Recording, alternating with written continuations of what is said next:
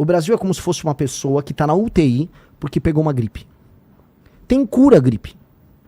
Mas se você não cuida, uma hora você vai parar no UTI, dependendo do caso. E nós estamos nessa. A gente tá com uma doença. Resolver a questão de segurança pública no Brasil não é tão difícil. É que a gente se esforça em deixar o crime organizado trabalhar. A gente se esforça em ter uma das piores leis em termos de combate a facções, leis de execução penal, progressão, saidinha. A gente se esforça. Há um esforço, vamos dizer, civilizacional de anos em tornar o Brasil um país ruim no enfrentamento ao crime. Mas porque eles estão já dentro do sistema? Ou é uma visão que foi colocada na população? Não, é uma visão de Brasil. O Brasil ficou com muita culpa do período da ditadura militar, regime militar, chame o que quiser. O Brasil ficou com muita culpa.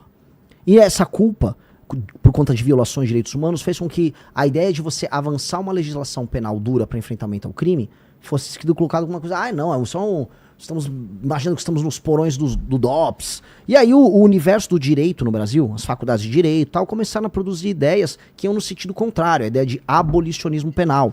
Aí ONGs ficaram hiperpoderosas, ONGs que recebem dinheiro da gringa, muita ONG recebe dinheiro americano. Inclusive, para ser claro, então pegaram lá nos Estados Unidos, né, todo o dinheiro que saía preciso até lembrar aqui o departamento que eles tinham, que é o SAD, que ia para ONGs, fundações nos Estados Unidos, e esse dinheiro era direcionado para ONGs brasileiras. E não só para financiamento de guerra racial, conflitos raciais, ONGs de direitos humanos que defendem direito penal mínimo. Então, isso tudo aconteceu. Por que é interessante, você acha? São várias razões. Eu acho que você enfraquece. Quando você faz com que um país invista em não se proteger do próprio crime, você está enfraquecendo esse outro país. E você divulga ideias das mais diversas. Aqui foi laboratório de guerra racial, aqui foi laboratório de todo tipo de ideia ruim. A guerra cultural que acontece no Brasil, ela foi patrocinada por dinheiro essencialmente americano. E, pelo amor de Deus, eu não sou anti-americano, eu não sou teórico de conspiração, eu só tô falando com números. Se for pegar, tem um site que chama, acho que é Fundação Monte Castelo. Ele vai pegar ali o dinheiro do George Soros, que é um investidor nisso, fundação por fundação, dinheiro que vem pro Brasil. Isso é nítido. Essas ONGs defendem políticas de desencarceramento, dizem que se você tiver uma política mais dura para aumento de pena, você está sendo racista. E aí você formula todas as grandes políticas públicas de segurança no Brasil baseadas nisso. E aí, cara, acontece o que aconteceu. Você, até 10 anos atrás, se você falasse, eu vou aumentar a pena para bandido, fascista. Mas é engraçado porque tanto a China quanto os Estados Unidos são muito duros com crime. Pois é, mas... E o pessoal defende a China, e o pessoal defende os Estados Unidos. E os dois têm que falar que se não for duro com o crime, cara, a gente já tá numa situação muito complicada, né? Sim, mas, Vilela, você vai pegar, nos Estados Unidos, as leis penais, na maior parte dos casos, são feitas pelos estados, tá? Então você tem estados que absorveram essa visão de mundo e tiveram resultados desastrosos. A Califórnia teve resultados desastrosos. Você tem vários lugares, em Chicago, você tem crime... Não dá pra acontecer isso aqui, né? Nos Estados Unidos dá pra cada estado... Exato, e aconteceu isso lá também. Você teve leis penais mais brandas passando e aumento de crime acontecendo. Na China não, é um estado centralizado e essas ONGs nem... Se essa ONG botar o pé pra fazer por na China, vai todo mundo preso. A China tem lei e ordem. Agora não só a China, outros países na Ásia. Se eu for falar em Singapura, que é um exemplo que todo mundo tem que estudar. Porque o Lee Kuan-yew, que foi o grande líder aí de Singapura, viu o país ser humilhado por japoneses, viu o país ser devastado no final da Segunda Guerra Mundial. Ele lidera a criação da Singapura que a gente conhece, que era um país de pescadores com multiétnico, com pessoas brigando, muito pobre, favelizado. E aí, em algumas décadas, ele transforma naquilo que é talvez uma das 5 nações mais impactantes do mundo, com assim, uma economia altamente pujante, população rica, trabalho abundante, pagando muito bem pra todo mundo, nenhuma sujeirinha na rua, habitação pra todo mundo. E ele tem uma agenda muito forte de lei e ordem, que acho que é uma coisa que a gente vai comentar muito aqui. Sim. Esse cara, eu tô terminando de ler a biografia dele. Esse cara é um exemplo, todo mundo tinha que ler a história do Lee Kuan-yew nas escolas de administração pública no Brasil.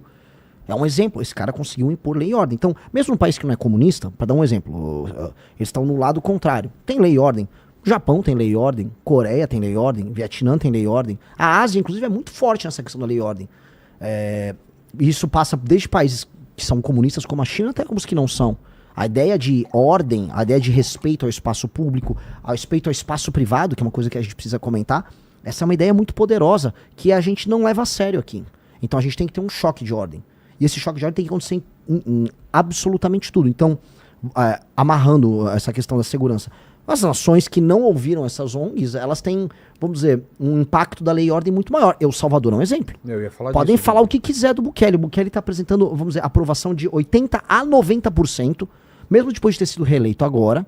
E o que ele fez? Lei e ordem. E ele pegou essas ONGs e mandou pastar. O ONG de direitos humanos, vaza daqui. Porque ele está garantindo os direitos humanos. Eu vou ser presidente da República. A função primordial do Estado é garantir a segurança física, a integridade física dos habitantes daquele país. Essa é a função primordial. Se você não garantir isso, você não tem Estado. Ah, não, a função do Estado é garantir que as pessoas sejam felizes. Ah, é garantir que a trans... Não, sei... não, cara, a primeira função primordial do Estado é garantir a integridade do território, que ele não seja invadido pelos outros e que as pessoas não se matem. Que a pessoa delegue para o Estado, para um ente mais forte, maior, a capacidade dela de se defender, sabendo que o Estado vai punir alguém que a ofenda no sentido físico, vamos colocar aí, que invada a propriedade dele. Então, a ideia de Estado passa pela ideia de proteção à integridade física das pessoas. Se ele não garante a segurança das pessoas, o Estado não existe. E aí entra a coisa, a gente tem um Estado no Brasil, a gente tem um meio Estado. Dizem aí 23% a 25% dos brasileiros vivem sob o comando do crime organizado. E aí não é um Estado, é um Estado relativo. E esse Estado relativo é um Estado que precisa ser alterado. Você precisa de um choque de lei e ordem. Por isso, quando eu falo de destruir o crime organizado, prender ou matou, direito penal do inimigo, eu tô falando na prática de restituir o Estado das suas funções originais. Fazer assim, ó, eu sou brasileiro, eu vivo num lugar que se você pegou uma arma e resolveu tomar um bairro pra você, tava em Paraisópolis, tá tomado pelo PCC igualzinho, e aqui perto, Vilela, acho que lá 2 km daqui, e é igualzinho Comando Vermelho, em São Paulo, 2 km daqui. Um cara que sinta vontade pra pegar uma arma e fazer isso, ele tá avisando o Estado não existe. Tanto que lá quem manda são eles. Se você tem um negócio, quem manda são eles. E eles precisam ser destruídos. Não existe muito diálogo. O que eu vou dialogar? Vou mandar um embaixador falar com o cara do PCC? Ou posso entrar aí com o serviço público? Não, cara, eu tenho que eliminar eles. Ou prender, de prisão perpétua pra esses caras, ou eles vão ser alvo de uma operação, se eles resistirem, eles vão morrer. Não tem muito meio termo. Que é isso que qualquer país sério faria. Eu dou um exemplo. Alguém nos Estados Unidos imaginaria que, sei lá, Nova York foi tomada por uma facção criminosa? O Brooklyn, vamos dizer, o lado de Nova York foi tomado. Isso é inimaginável. Inimaginável. Alguém imagina que, sei lá, Xangai foi tomada? Na China? Não, nenhuma nação séria. Agora a gente é obrigado a deixar, a gente tem que discutir se o cara da facção é um poeta, se há uma cultura oriunda do crime. Isso é papo de louco. Aí, cara, a Rede Globo tem culpa, a boa parte da cultura brasileira tem culpa. Ficou vendendo isso. Eu fui gravar hoje em Paraisópolis, aí me avisaram, sabia que teve uma novela em que a Bruna Marquezine namorava o dono da Boca? Ô, louco. E teve uma novela em que as pessoas naturalizavam que ela namorava, acho que era o Caio Castro, alguém até me corrige. O Caio Castro era o dono da Boca, era o dono da Boca bonitão. E ela namorava ele, humanizando um cara que, em última instância, acaba com a vida das pessoas ali. As pessoas vivem um regime de servidão. E a Globo naturalizou. Xuxa botando MC Malboro, e aí a cultura de MC na Globo quando eu era criança, 92, 93. Foi naturalizando aos poucos. Naturalizando, não, a gente é normal, não, isso aqui é... Não, cara, a gente não pode aceitar isso. Se a gente quiser ser sério, vamos voltar para a questão das 5 maiores nações do mundo. Uma das 5 maiores nações do mundo não é favelizada nem é tomada pelo crime. Então a gente tem que ter as propostas para fazer isso acontecer. Falei demais, Vilela, não sei. Não, se não falar, não tem programa. Em relação à segurança ainda, esse prendeu, matou, me explica isso. Prendeu, matou foi vamos dizer, quase um grito. Porque eu tenho medo disso. O cara foi preso e morre? Não. Ah, tá. Não. Então explica nada disso. Porque foi o seguinte, eu tava numa... não que alguns não mereçam, né? Foi pego agora um...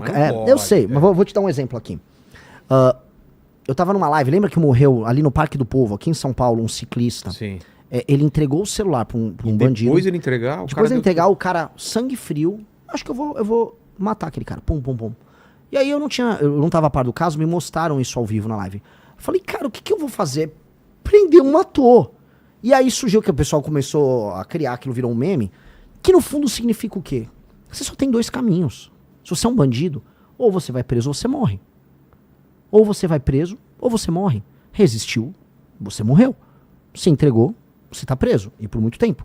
E o que é tão absurdo a gente falar isso como se fosse uma novidade, porque a gente naturalizou que o normal é nem ser preso, nem ser morto. Que o normal é o bandido vai cometer o crime e nada vai acontecer. Até porque no Brasil a maior parte dos homicídios não são resolvidos.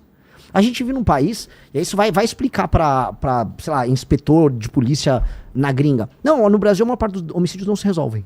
Caramba. Não resolve. Isso é um absurdo. Não resolve. Então, assim, a gente acha que a vida humana aqui no Brasil não vale nada. Que, morreu. O cara lá matou lá da facção. É mais um caso aí. E aí o aparato de investigação é lento. O inquérito policial no Brasil tem vários problemas. Você tem um problema entre a polícia civil e a polícia militar. Muito policial militar reclama pra mim. Pô, eu levo lá pra delegacia de polícia o vagabundo e eu tomo chá de cadeira. Aí o policial militar fica tomando chá de cadeira, às vezes o vagabundo vai embora. Enquanto ele tem que fazer ocorrência lá com a polícia civil. Tem muita coisa muito mal feita na forma como o Estado brasileiro conduz o sistema. O nosso Código Penal é dos anos 40. Não existia a ideia de facção criminosa nos anos 40. Não existia. Então o nosso Código Penal é feito para outro mundo. É um outro mundo. A ideia de uma facção criminosa que vai fazer ocupação territorial para distribuir serviços que o Estado ou empresas que são concessões provém, tipo Gatunete, como gás, não existia nos anos 40. Então o legislador, a nossa legislação é velha.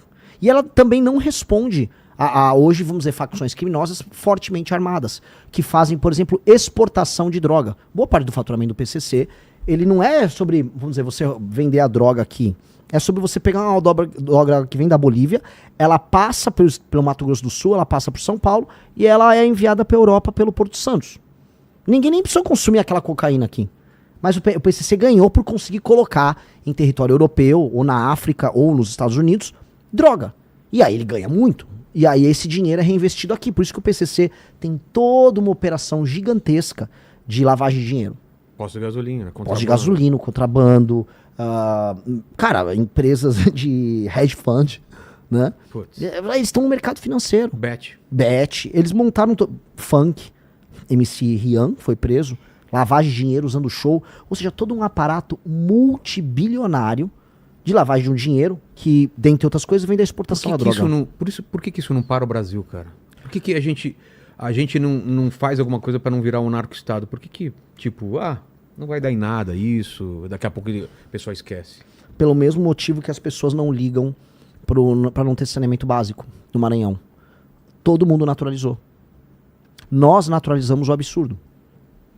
E a gente só percebe que é absurdo quando a gente pega um avião e vai para outro país e fala, nossa, a vida não precisa ser assim.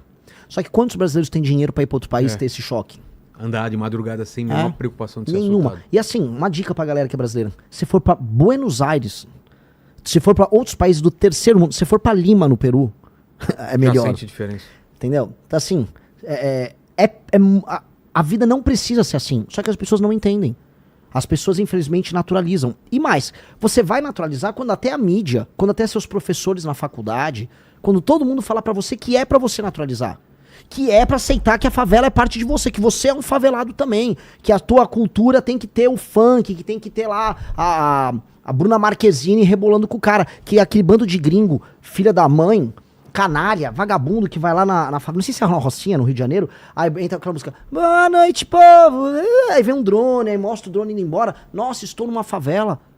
Eles vêm fazer esse turismo da pobreza com a gente, e a gente aceita porque a gente acha que isso é ser Brasil. Aqui é Brasil! Não, cara, nenhum lugar sério permite isso. Nenhum lugar sério aceita isso na própria identidade, só que a gente é forçado a acreditar. A favela venceu. A favela venceu, a favela nunca venceu. A favela nunca venceu. Aquelas pessoas precisam se tornar cidadãos, elas precisam ser donos do título de propriedade, elas precisam ter rua arborizada, a criancinha tem que ir na escola tranquila que não vai ser assaltada, que não vai vir um canalha de uma gangue, como pegaram agora, que estuprou meninos de 7 e 10 anos, que quando chegar na escola não vai ter um cara vendendo droga na porta da escola, que quando ele vai ter aula, o professor vai ter autoridade para mandar calar a boca o aluno que não tá se comportando direito, porque os professores não estão aguentando mais, que a escola vai premiar os alunos que tiverem o melhor desempenho, as famílias vão ser premiadas, que esse aluno depois vai poder voltar para casa dele, numa boa, tranquilo, e encontrar a mãe dele que vai ter um emprego, o pai dele, e que essas pessoas vão ter pego um bom transporte para ir e voltar. Essa é a imaginação de um Brasil decente na favela.